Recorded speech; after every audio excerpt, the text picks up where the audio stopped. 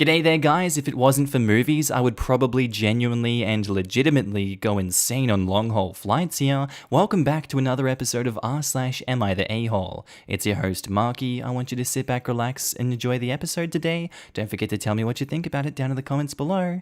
Thank you. Posted by user Zealous T. Titled, Am I the A-hole for kicking out a roommate with nowhere to go?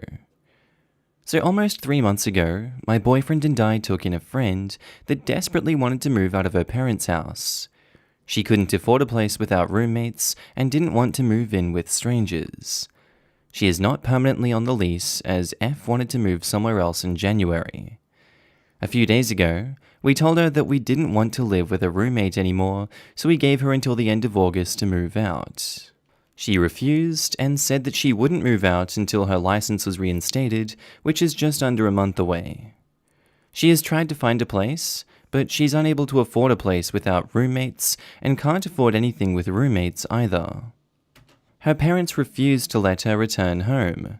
She has no friends, so no one else will take her in. I worry I might be the a-hole because she essentially has nowhere to go once we kick her out. Why can't she stay with us, you ask?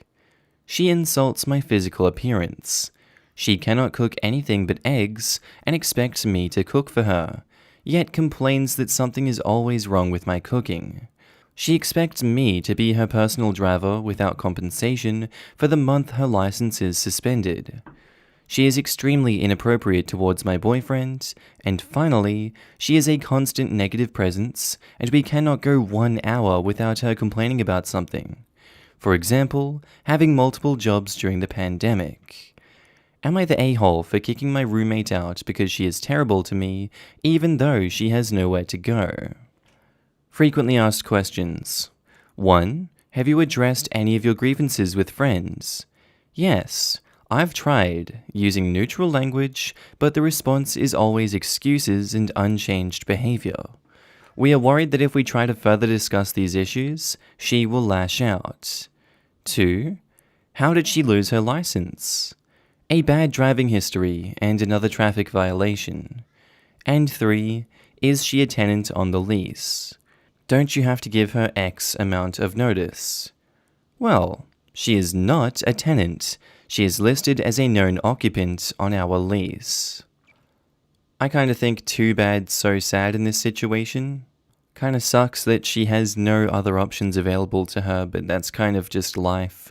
If she's not going to treat the one good option she does have for housing as a blessing and she's going to abuse you guys, God, tough nuts, buddy.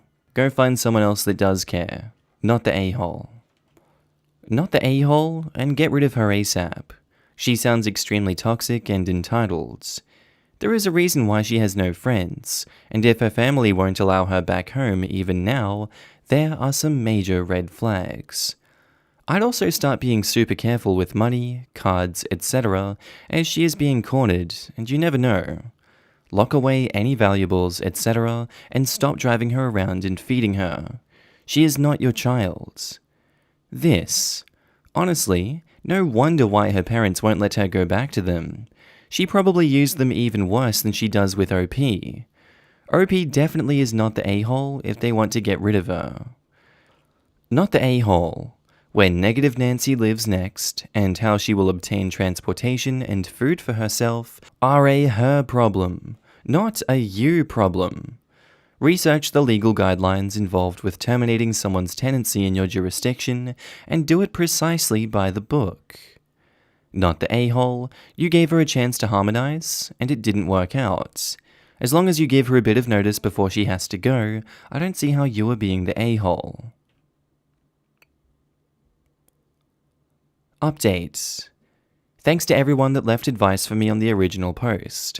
I guess I needed to hear that the situation needed some tough love, and that she's not my kid or my responsibility. Here is what happened since I last posted.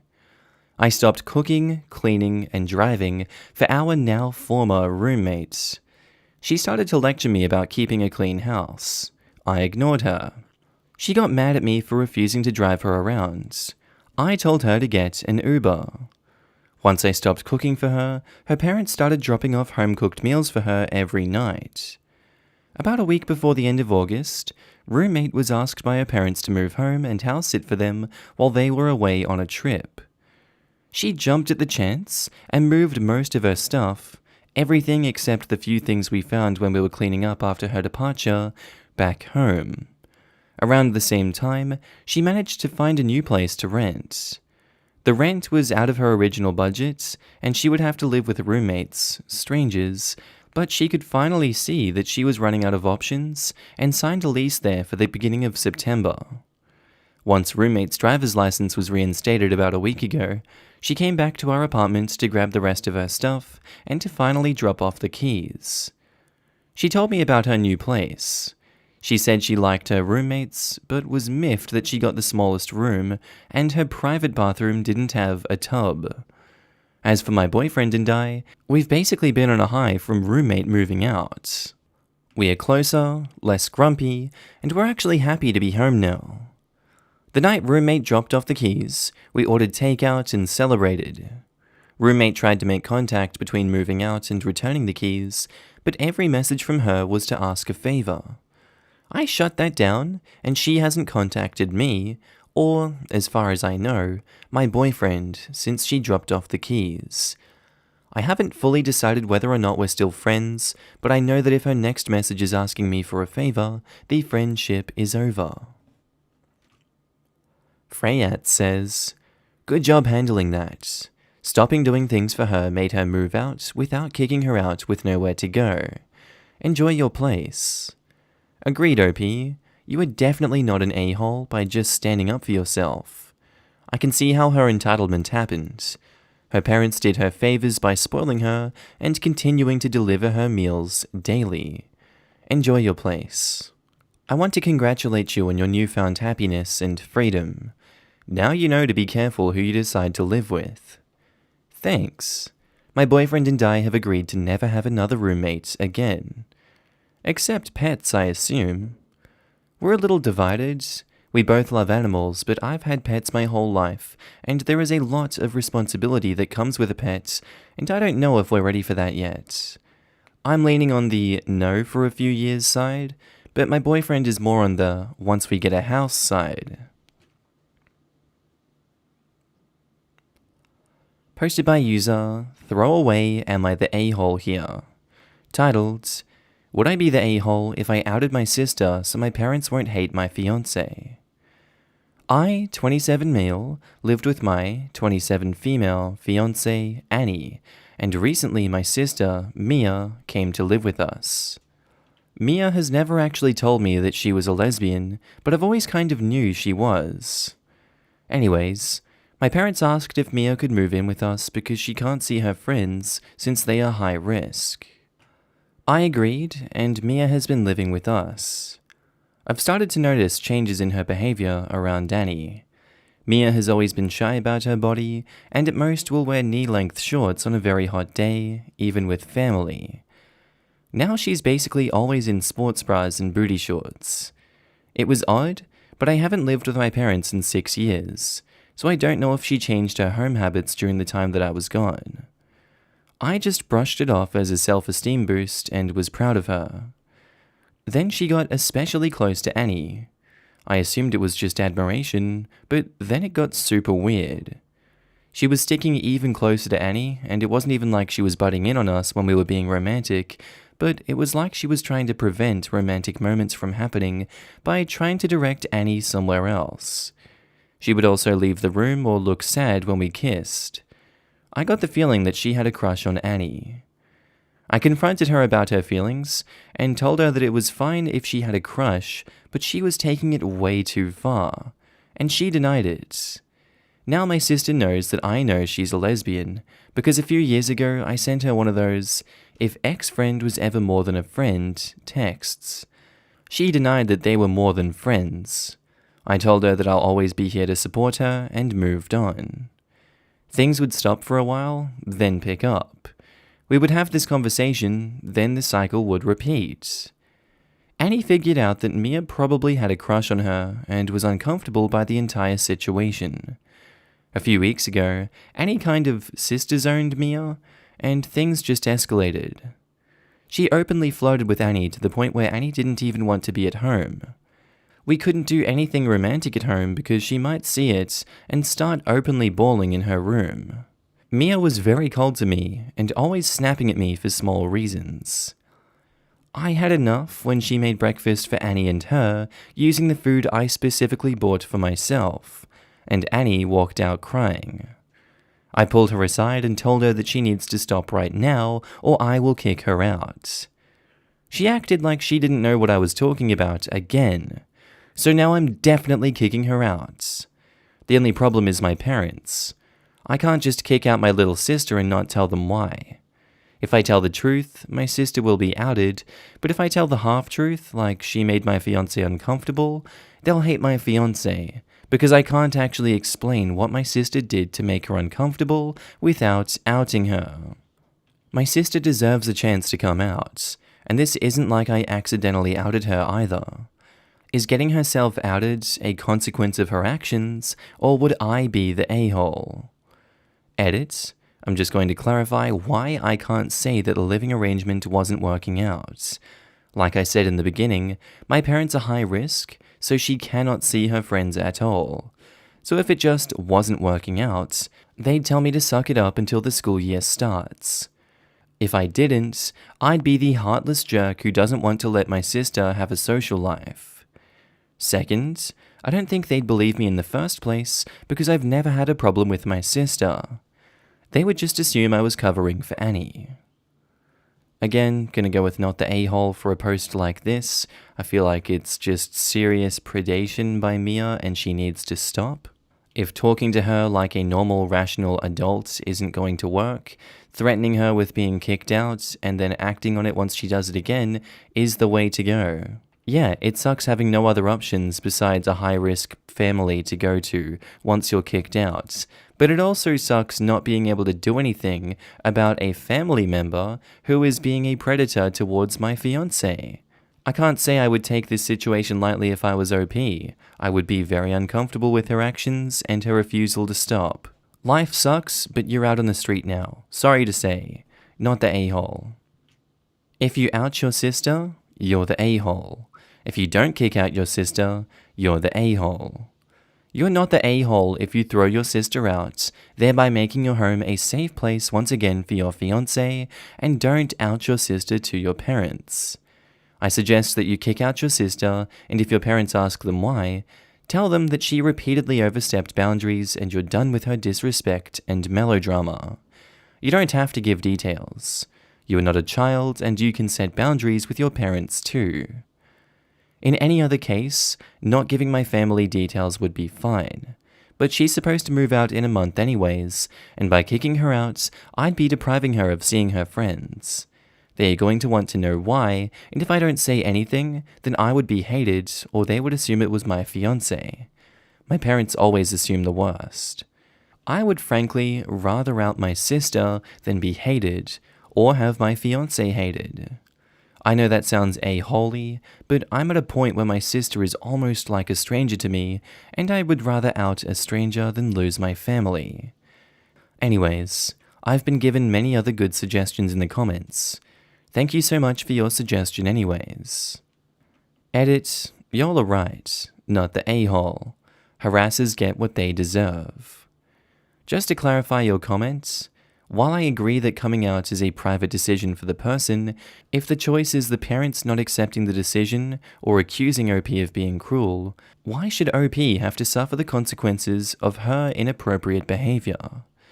So, it's okay for the sister to repeatedly make the fiancé uncomfortable with unwanted advances and interfere with their romantic lives, but cruel to out the sister for creating the situation that caused her to be outed in the first place. Sure, it would be one thing if OP were just being a jerk, but the entire situation was caused by the sister's wholly inappropriate behavior. You say, a few weeks ago Annie kind of sister-zoned Mia and things just escalated. No means no, but the sister actually escalated her behavior by creeping even harder on the fiancé, in her own home no less. If it were OP's brother creeping on the fiancé, not one person would argue that he shouldn't tell the parents why he's kicking the sibling out. and Mia has had multiple warnings and chances to change her behavior, but doubled down rather than change. Since it's OP's fiancé, creating tension between the future in-laws and the fiancé seems like an unacceptable trade-off. Why should OP or the fiancé have to suffer the consequences of the sister's bad behavior? Again, I believe that coming out is a personal decision, until you do something that forfeits that right. People quietly living their own lives should never be outed. Politicians who advocate for anti-gay legislation should be outed for being hypocrites. Priests who take a vow of celibacy and conduct sermons on the sins of homosexuality should be outed. All of those conversion therapy people and advocates who continued engaging in gay activities should be outed, and predators like Kevin Spacey should be outed. I wholeheartedly agree that it's cruel to out someone, but I also think that there are consequences for bad behavior. Creeping on your brother's fiancé falls into the latter category. Yeah, to be honest, I kind of agree with you. You can't use not being outed as a cover for your behavior. It's kind of like when girls hit guys, depending on the fact that hitting girls is a no-no. OP's sister is depending on outing being a no-no to get away with bad behavior. If the parents aren't prejudiced and will accept her, I see this as regrettable but understandable. I'd go with one last Hail Mary: turn your behavior around, or I'm kicking you out and telling mom and dad why. Update. Since some of you requested an update, however, the result wasn't the happiest. I got a lot of "you would not be the a-hole for kicking the sister out, but you would be the a-hole for outing my sister." I accepted it at that point and was going to have a talk with my parents without outing my sister and being especially vague. Then, to my surprise, there was a string of not the a-hole for both. The reason being my sister's behavior was a crime and needs to be addressed immediately. I decided to just talk with Annie, who was ultimately the victim, and asked her what she wanted to do. With the exception that there was no debating my sister getting the hell out, she said she wanted to tell my parents what happened because they deserved to know. I couldn't agree more. Not because, like some of you suggested, I wanted to out my sister for revenge, but because I think part of the blame is on them. Growing up, I was always the smart kid, and she was always the social kid. My parents put my education over her events. She couldn't invite her friends over because I was studying. If she was invited to a friend's birthday and I had tutoring around the same time, she would either have to walk to her friend's house, be late, or not even go at all. At some point, they realized how this was affecting her and just let her do whatever she wanted. When I needed it to be quiet so I could study, they would just ship me off to my uncle's house. I didn't mind.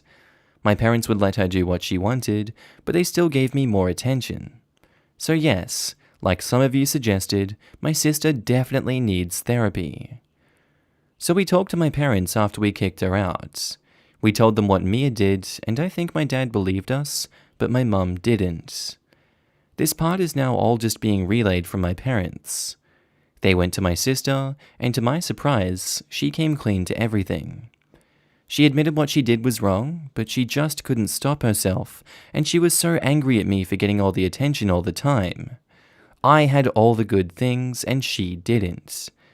Well, it ended up in a shouting match, and they kicked her out. They kicked her out of their house, and they moved her into my aunt's.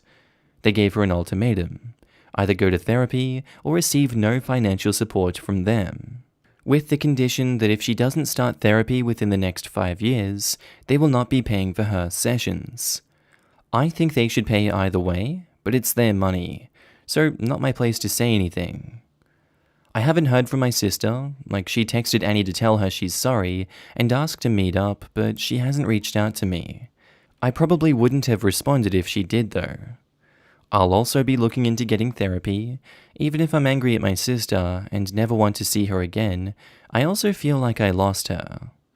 Yes, Mia was outed in the end, but I think that considering everything, this is the best outcome for her too.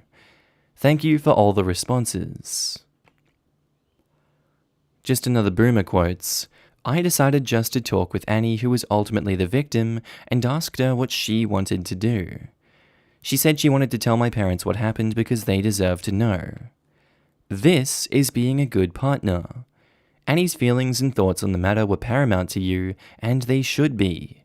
And I can easily understand how uncomfortable she felt being in the middle of this mess.